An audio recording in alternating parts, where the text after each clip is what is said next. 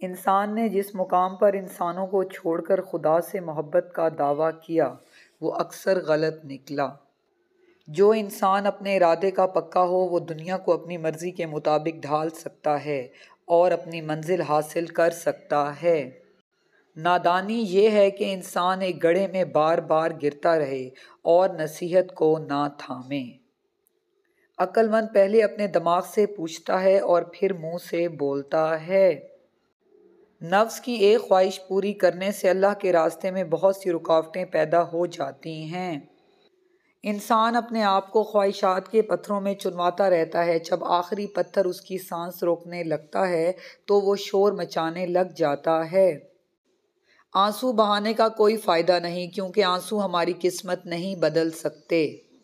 ان لوگوں سے عبرت سیکھو جو دوسروں سے عبرت حاصل نہیں کرتے۔ جس بات کا تمہیں پورا علم نہ ہو وہ زبان سے مت نکالو۔